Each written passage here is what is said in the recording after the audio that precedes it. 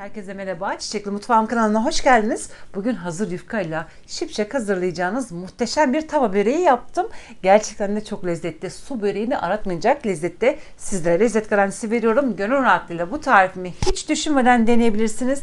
10 numara bir börek tarifi olacaktır. Bu arada eğer hala kanalıma abone değilseniz abone olmanızı, bildirim zilini açmanızı ve bu videoyu sonuna kadar izlemenizi önemli rica ederek hemen tarifime başlıyorum. Ve hemen yufkalara süreceğim. Sos hazırlamakla işe başlıyorum. Bunun için bir kaseye 2 tane yumurta aldım ve yumurtaları güzelce çırpıyorum. Bir çay kaşığı karbonat ilavesi yaptım ve burada görmüyorsunuz ama bir çay kaşığı kadar da tuz ilavesi yaptım. Yine karıştırmaya devam ediyorum. Ardından da bir bardak yoğurt ilavesi yaptım.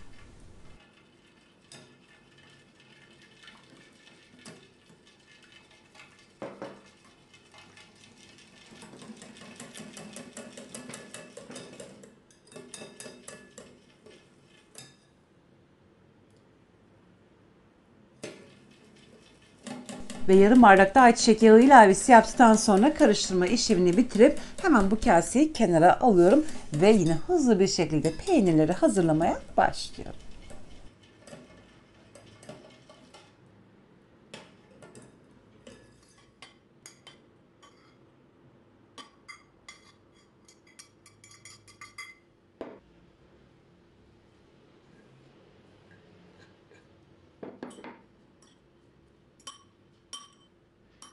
Evde bir miktar kaşar peyniri vardı. Maydanozları ince ince doğradım, ilave ettim ve birazcık da ezine peyniri vardı. Onları da ilave ettim. Yani burada tamamen damak zevkinize göre peynirleri ayarlayabilirsiniz. Ne kadar çok karışırsanız lezzetini de arttıracaksınız. Yani tamamen size bırakıyorum.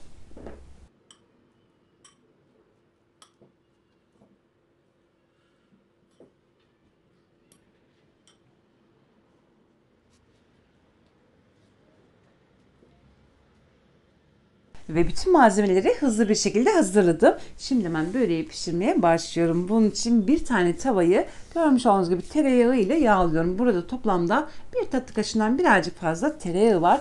Tereyağını birazcık sürebildiğim yere kadar tavaya sürdüm ve gerisini de tavaya bıraktım.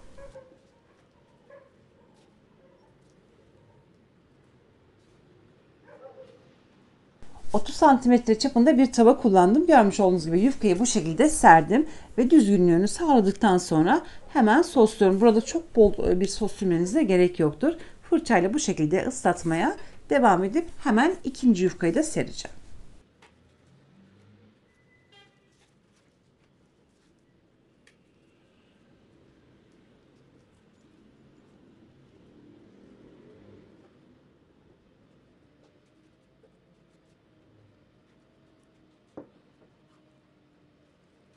İkinci yufkayı da ellerimle parçaladım ve bu şekilde serdim.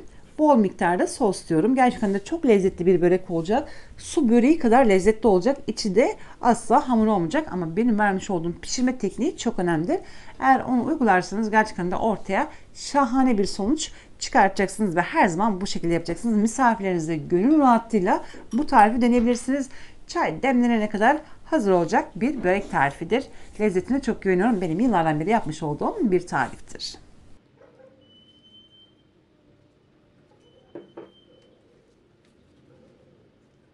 Peynir karışımını hemen görmüş olduğunuz gibi bir sergi serdim ve üst katmanlarına yine yufka döşemeye devam ediyorum. Toplamda 3 tane yufka kullandım.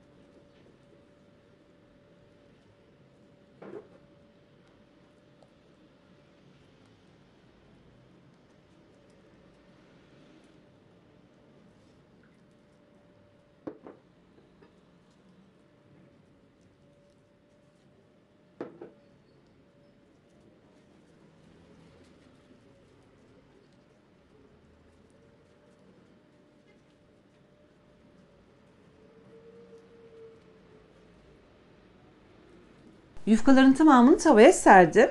Hızlı bir şekilde, gerçekten de hızlı bir börek tarifidir. Ve şimdi geriye kalan sosun tamamını da döktükten sonra kenarlarını bu şekilde kapatıp hemen ocağa alıp böreği pişirmeye başlayacağım.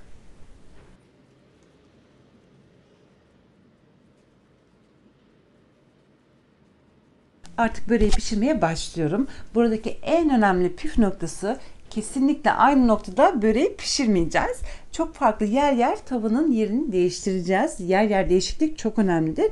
Yani 6 saniyede bir, 10 saniyede bir, 15 saniyede bir ara ara yerlerini değiştireceğiz. Aksi halde değiştirmezsek kesinlikle börek yanacaktır ve nar gibi kızarmayacaktır. O yüzden en önemli püf noktalarından bir tanesi budur. Lütfen aynen bu şekilde pişirelim. İkinci püf nokta ise ocağın en büyük gözünde en kısık ateşten birazcık yüksek ateşte şu anda böreği pişiriyorum. Yer yer değiştiriyorum ve tavayı da ara ara sallıyorum. Bu da çok önemlidir. Aradan yaklaşık olarak 15 dakika geçti. Ben şimdi hemen kontrol ediyorum. Bakalım pişmiş mi? Görmüş olduğunuz gibi çok güzel bir şekilde kızarmış. Ancak henüz yeteri kadar kızarmamış. O yüzden tavada birazcık daha kalacak. Ardından da ters çevirip pişirmeye devam edeceğim. Ve artık altı yeterince kızardı. Şimdi hemen ters çeviriyorum.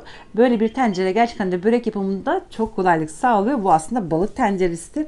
Ama bu tarz böreklerde ben kullanıyorum. Gerçekten de çok güzel oluyor. Hemen görmüş olduğunuz gibi ters çevirdim. Ve de nar gibi kızardı. Muhteşem bir börek olacak. Gerçekten de gönül rahatlığıyla aynen bu şekilde deneyin. Eminim her zaman böyle yapacaksınız. Şimdi ters çevirdikten sonra bir miktar daha tereyağı koyacağım. Bir tatlı kaşığı kadar. Ve tekrardan bu tavayı ocağa alacağım. Yine az önceki yöntem gibi pişirmeye böreği devam edeceğim.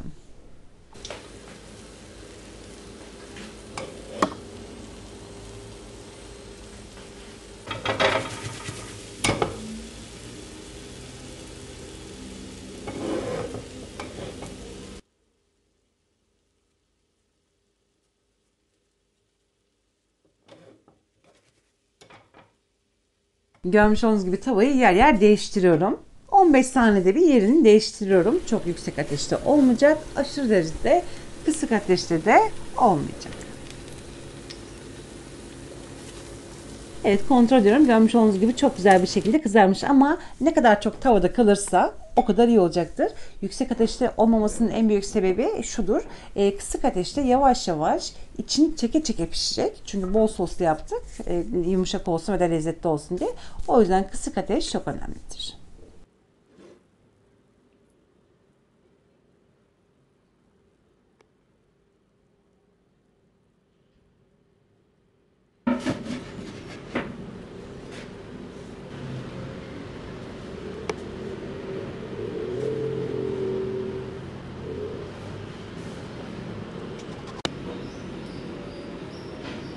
Ve artık börek pişti. Görmüş olduğunuz gibi nar gibi kızardı ve gerçekten de yumuşacık oldu. Soğumasını bekliyorum. Soğuduktan sonra hemen dilimleri ayırıp içinin detaylı bir şekilde sizlere göstereceğim.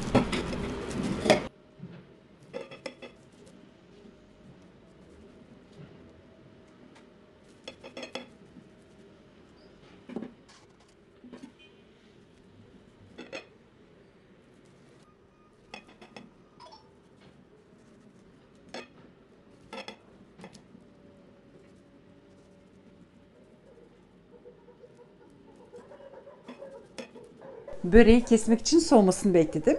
Gerçekten de çok güzel bir börek oldu. Yumuşacık ve de nar gibi kızardı. Şimdi içini detaylı bir şekilde gösteriyorum. Bu arada bu şekilde dilimledikten sonra bir 15 dakika daha dinlenmesi gerekiyor. İçinin çok güzel bir şekilde çekmesi gerekiyor.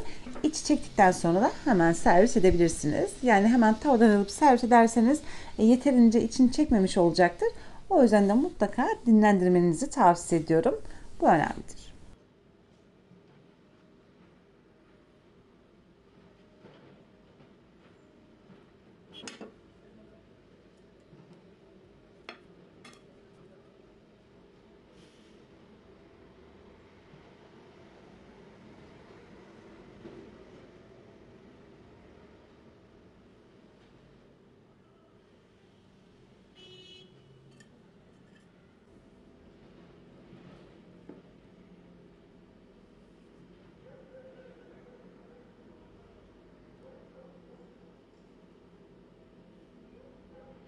Hemen şöyle detaylı bir şekilde gösteriyorum.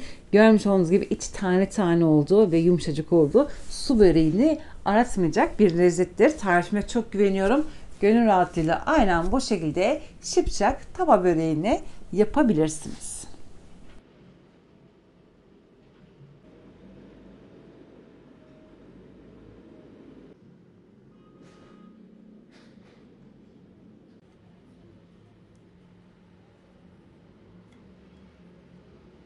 Daha detaylı göstermek istiyorum. Gerçekten de 10 numara bir börek tarifidir. Ben şu anda ani gelecek olan misafirim için hemen yaptım. Çay demlenene kadar da hazırladım.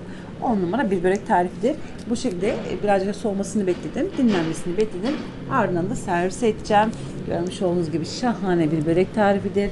Gönül rahatlığıyla bu tarifimi deneyebilirsiniz. Yine her zaman olduğu gibi açıklamalar kısmında bu malzemelerin tüm detaylarını tek tek yazacağım. Ve böylelikle bir tarifimin daha sonuna geldik. Umarım bu börek tarifi videomu beğenmişsinizdir. Sizlerden gelecek olan mesajları sabırsızlıkla bekleyerek şimdilik vedalaşıyorum. Yarın yeni videomda tekrar görüşmek dileğiyle. Hoşça kalın.